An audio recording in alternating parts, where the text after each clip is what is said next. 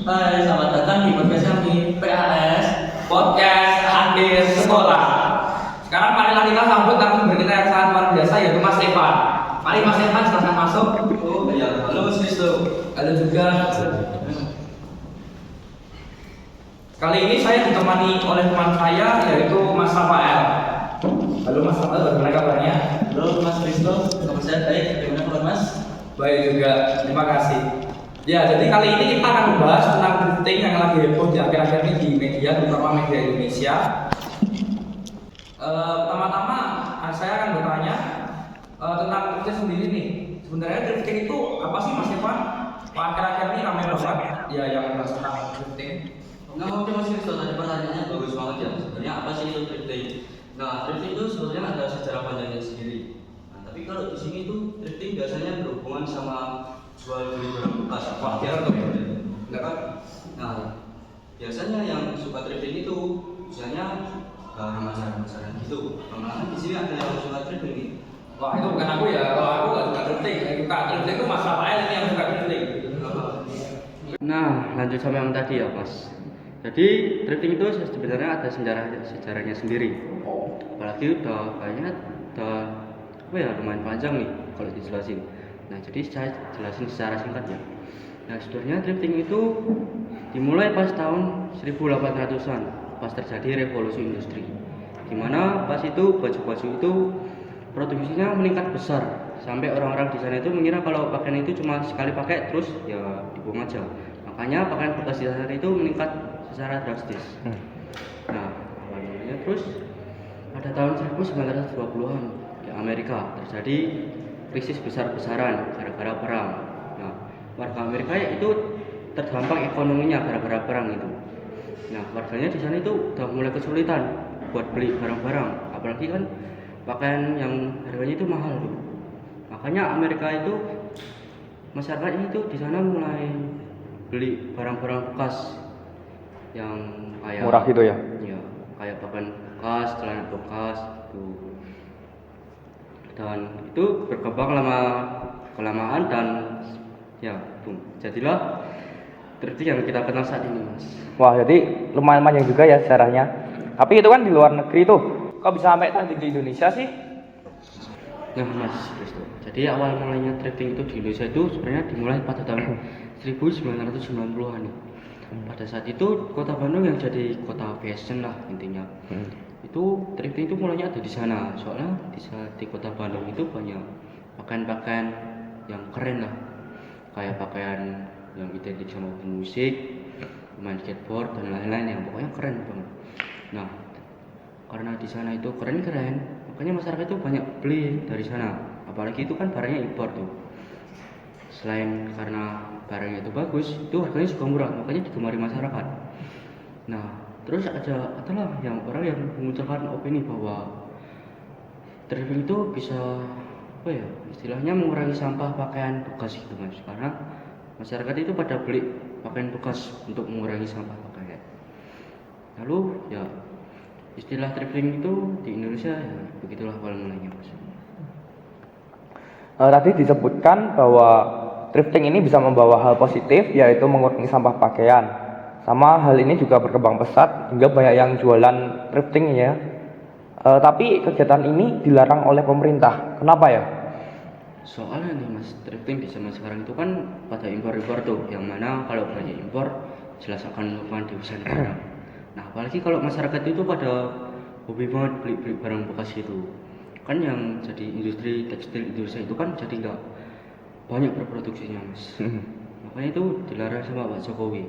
Apalagi kalau drifting itu banyak drifting itu bisa mengubah cara berpikir orang masyarakat kita sebagai orang Indonesia itu. Soalnya kalau kita kebanyakan drifting itu kan sama aja lebih boros ke hal yang sebenarnya nggak terlalu berguna. Soalnya itu semua pakaian bekas gitu Mas.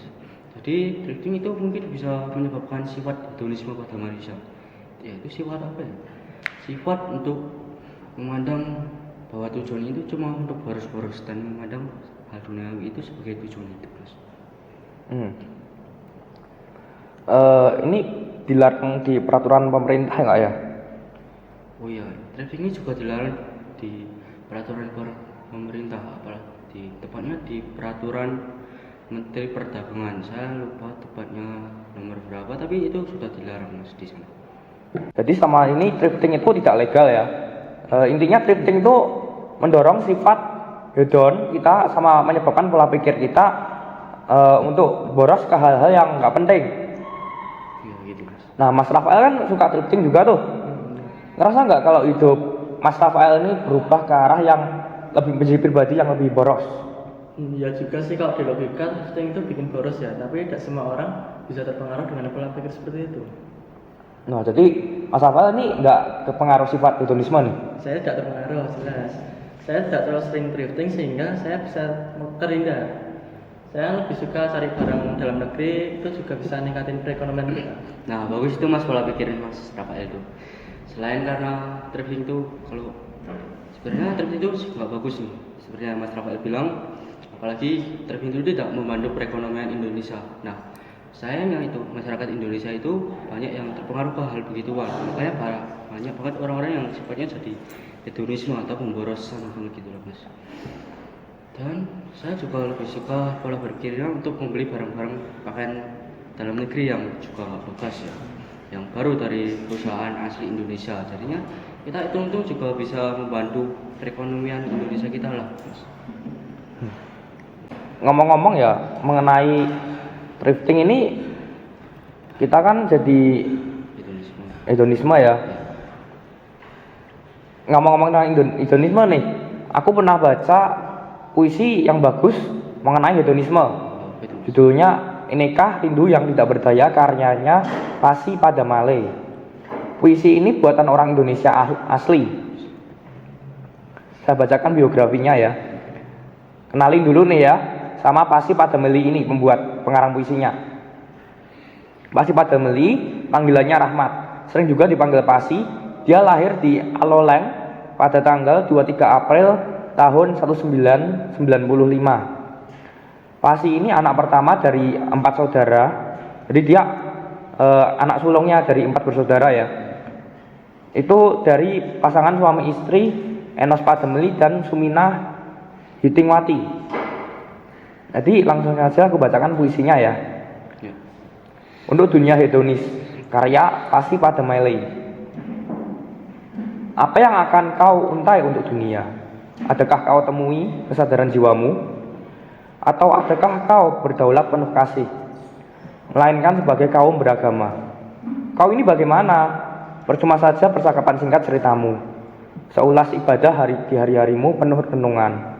Tiada satu ibadah dari jenjang doamu, meluluhkan hati yang berkemasan salju. Andai sang fajar empuhkan kemasan salju, apa yang akan kau lakukan untuk telaga yang bermuara pendek di himpitan daging-daging tanah? Kau berbicara tentang dunia, corak berhedonis sementara, sedang kau tidak hiraukan mereka, walau secuil dari cinta kasihmu yang ada. Biarlah aku bertanya akan hedonismu. Adakah cinta untuk jiwa yang rapuh? Atau haruskah air mata bermakah rindu yang temui pangkal arti dari hati bersih? Wah, kok saya nggak paham ya maksudnya. Wah saya juga kurang paham nih, tapi saya agak nangkep dikit nih maknanya. Itu puisi apa sindiran ya untuk para orang-orang yang hedonisme, karena orang-orang hedonisme itu kebanyakan tujuan hidupnya itu rada nggak jelas, soalnya atau boros-boros. Mungkin begitu mas, atau itu sebuah sindiran atau pertanyaan pada orang-orang yang berjiwa hedonis. Ya kurang lebih begitu. Ini puisi tentang sebuah pertanyaan pada orang yang berjiwa hedonis. Bertanya, apakah mereka itu bahagia dengan berboros-boros terus? Soalnya orang-orang hedon ini itu isi kepalanya itu kayak cuma belanja aja terus gitu. Wih, ternyata puisi ini dibuat oleh orang Indonesia ya mas. Ternyata orang Indonesia itu pada berbakat dan kreatif itu kalau membuat sesuatu yang bermakna. Jadi kita tuh harus mendukung nih orang-orang Indonesia yang seperti ini. Jangan malah mendukung yang orang-orang Indonesia yang hidupnya itu pemborosan banget ya mas. Makanya kita suarakan dan dukung para penyair budaya asli Indonesia agar terus bisa berkarya lewat karya-karya mereka seperti puisi Mas, dan juga agar banyak anak muda lah yang tertarik untuk mengkreasikan karya-karya mereka ya Mas. Untuk membuat karya sastra ya. Mari kita tepuk tangan untuk para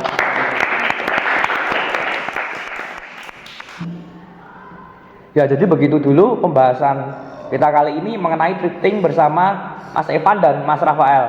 Kita akan lanjut di next episode dengan bahasan lanjutan mengenai thrifting dan flexing topiknya ya. Ditemani dengan narasumber kita yang baru lagi dan lain tentunya yang sangat luar biasa juga. Tetap stay bersama kita dan sampai jumpa di next episode. Bye bye.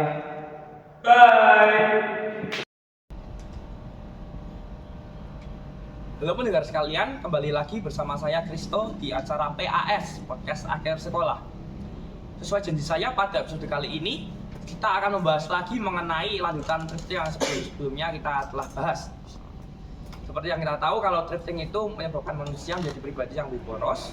Kali ini saya akan membahas tentang flexing khususnya. Apa itu flexing? Nanti akan kita bahas setelah berkenalan dengan narasumber baru kita yang tentunya juga sangat luar biasa, dengan Mas Bram di sebelah kiri. Selamat siang Mas Bram. Ya, selamat siang Mas Kristo. Dan juga Mas Evandra di sebelah kanan saya. Selamat siang Mas Ya, Evandra. selamat siang juga Mas Gus. Selamat datang, saya ucapkan untuk kedua narasumber di podcast Akhir Sekolah. Ya, Oke teman-teman, di episode yang sebelumnya kita sudah membahas tentang kegiatan thrifting yang mendorong sifat hedonisme. Sebuah sifat yang berpikir bahwa materi dan kesenangan duniawi adalah sebuah tujuan. Sifat yang selalu berkaitan dengan pemborosan. Nah, kali ini kita akan membahas lagi tentang flexing. Apa itu flexing? Apa kaitannya dengan thrifting? Saya juga nggak tahu. Langsung aja kita bertanya pada narasumber kita yang sangat luar biasa, yaitu Mas Bram dan Mas Evandra. Silahkan Mas Bram terlebih dahulu. Oke Mas Kristo, terima kasih sudah memberi saya kesempatan untuk menjadi narasumber di podcast Akhir Sekolah kali ini. Ya. Sebutan flexing yang tadi dibilang Mas Kristo, akhir-akhir ini memang sih digunakan pada orang kaya yang suka memamerkan kekayaan. Flexing adalah perilaku seseorang memamerkan atau menunjukkan kekayaan atau kemewahan yang dimilikinya. Thrifting dan flexing merupakan hal yang berbeda. Namun, thrifting juga bisa membuat seseorang mempunyai sifat flexing. Karena sekarang orang-orang melakukan thrifting untuk mencari barang bekas yang branded untuk dipamerkan ke sosial media contohnya. Ya, benar sekali seperti yang dikata Mas Bram tadi ya. Iya. Flexing itu merupakan sikap pamer harta atau keunggulan dari seseorang, dan dia melakukan hal tersebut karena ingin dia diakui, dipuji, dikagumi oleh orang-orang di sekitarnya. Oh, jadi nyata begitu ya. Sekarang teman-teman sudah sedikit paham ya mengenai apa itu flexing. Kita sebagai pribadi yang baik sebaiknya tidak melakukan thrifting dan juga flexing ini. Tapi mengapa banyak orang di Indonesia, apalagi terutama yang paling sering kita lihat adalah di sosial media ya, itu banyak banget yang melakukan flexing ini. Bagaimana cara agar kita tidak ikut terpengaruh dan bisa menghindari yang namanya flexing? Mungkin Mas Evandra sama Mas Bram tahu dong dan tahu kenapa, dan boleh di-share pendapatnya? Ya, dari pengalaman saya, sebenarnya penyebab banyak orang melakukan flexing di sosial media itu bisa dibilang sangat banyak. Dari banyaknya alasan itu, ada satu garis besar yang bisa kita ambil. Garis besarnya yaitu mereka sama-sama ingin mendapat perhatian serta ingin eksistensinya diakui oleh sosial. Dan yang saya bilang tadi, kalau thrifting bisa menyebabkan sikap flexing, itu mungkin kurang pas ya, atau kurang tepat mungkin. Karena sebenarnya thrifting itu tidak menimbulkan sikap flexing, namun itu tetap tergantung bagaimana cara kita mengontrol hawa nafsu kita agar tidak tergoda. Oke. Iya. Mari kita kembali lagi ke pertanyaannya Mas Kristo tadi ya, tentang cara menghindari sikap flexing. Ya, benar kan? Iya. Ya. Sebenarnya ada banyak cara agar kita bisa terhindar ya dari flexing ini. Yang pertama, kita bisa mulai dengan mencoba tidak terpancing untuk memamerkan keunggulan-keunggulan kita. Yang kedua, kita bisa untuk menjadi pribadi yang rendah hati. Walau sosmed sudah menjadi ajang pamer, jangan sekali-sekali terpancing juga untuk pamer. Ya, mari kita kembali lagi ke pertanyaannya Mas Rizzo tadi. Ya. Gimana cara kita agar terhindar dari sikap flexing ini? Cara kita untuk menghindari flexing sebenarnya ada sangat banyak sebenarnya. Ya, bisa disebutkan sedikit aja. Yang pertama itu kita bisa untuk menghindari cara bicara kita dalam bersosial untuk tidak menampilkan keunggulan kita agar tidak memamerkan gitu. Yang kedua, kita bisa melakukan yang namanya merendahkan hati kita agar kita dapat menghindari sikap flexing itu secara perlahan. Dan yang ketiga, kita bisa mengganti pola pikir kita ke arah yang positif. Itu pendapat saya dan saran saya biar bisa terhindar dari sikap flexing. Mungkin Mas Evandra ada saran juga? Ya, kalau dari saya sendiri sih hampir mirip sama pendapatnya Mas Bram. Dan juga saya setuju dengan pendapatnya Mas Bram ini. Kenapa saya setuju? Ya karena jika kita ingin terhindar dari hal-hal negatif yang ada di mana-mana, apalagi di lingkungan sekitar kita, kita juga harus bisa membenahi diri sendiri. Mulai dari meluruskan pola pikir, mengontrol diri, dan lainnya yang tentunya bersifat positif untuk diri kita sendiri. Jadi jika kita mau terhindar dari flexing, kita harus berpikir mengarah ke hal yang positif ya Mas. Ya, mengarah ke hal positif dan tentunya untuk membenahi diri sendiri. Oke. Nah, kalau menghindari flexing itu kan lebih bagus kan Mas. Misal ada orang yang menjadi motivator, terus mengajak banyak orang untuk menghindari sikap flexing. Saat menjadi motivator bagi banyak orang yang merasa termotivasi, itu orang-orang yang termotivasi tersebut bisa mengubah sikap dan karakteristiknya untuk meniru si motivator ini yang sikapnya tuh anti flexing. Tapi apa mungkin ada orang yang sikapnya anti flexing di era gemurah hedonisme saat ini? Saya langsung bisa kepikiran sama satu orang nih. Di sini kan agamanya Katolik nih. Harusnya kenal dong sama Tuhannya. Lebih baik lagi kalau tahu sifat-sifat Yesus. Walau udah beda zaman, tapi Yesus bisa kok menjadi motivator atau idola biar kita gak kasus sama sikap-sikap buruk tadi. Contohnya seperti kita bisa meniru sikapnya biar kita nggak kena dampak negatif dari hedonisme sama thrifting. Sifatnya bisa dimulai dari rendah hati, penyabar atau sikap lainnya yang bisa kita ambil dan tiru dalam kehidupan sehari-hari. Kalau tidak mau sama Tuhan, ya bisa sama orang-orang berada terdekat dalam keluarga, yaitu seperti ayah dan atau ibumu, atau mungkin juga malah kakek atau nenekmu. Iya, benar Ya, sekali ya katakan Mas Evandra itu tadi. Dan yang pendapat Mas Evandra tadi mengingatkan saya pada bapak. Ya, bapak saya juga menjadi motivator pribadi bagi saya sendiri. Nah, gimana tuh bisa nih? Bisa nih ini berubah cerita yang mungkin sangat menginspirasi. Mari kita dengarkan Mas Bram. Silahkan Mas Bram, ceritakan dikit Ya. dong. Bapak saya itu sebenarnya bagi saya anggap sebagai pahlawan saya dan orang terdepan yang mendidik dan merawat saya.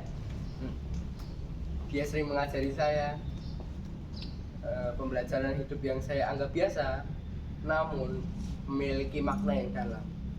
Ya, dan dia juga sedikit mengajari saya tentang nasionalisme, cinta negeri. And my father always says that I must be a humble person and always help others.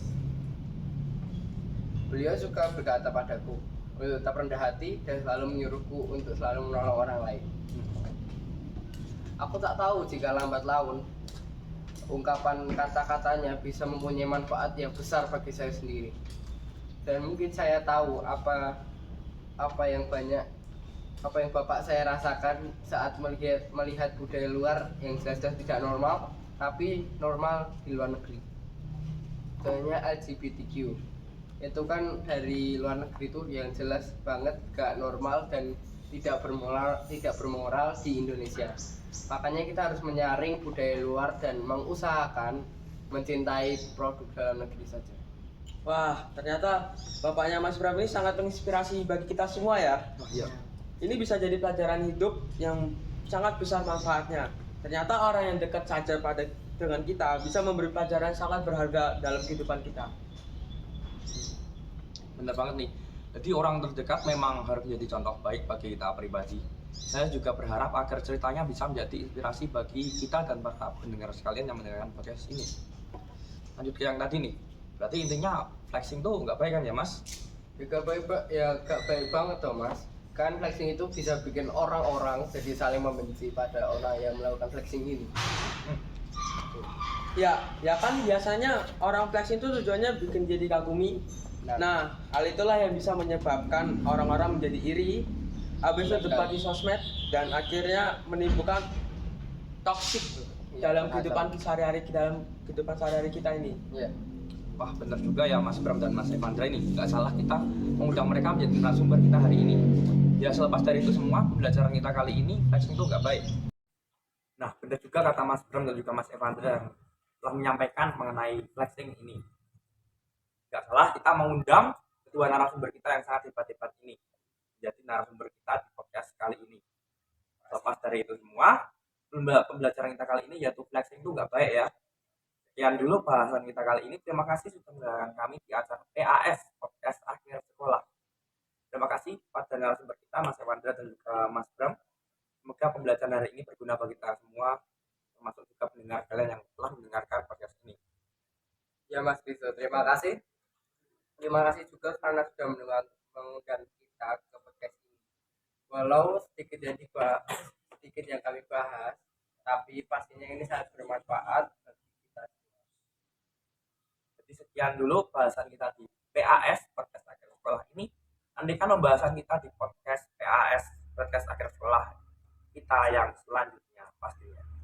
Sampai jumpa lagi. Sampai jumpa.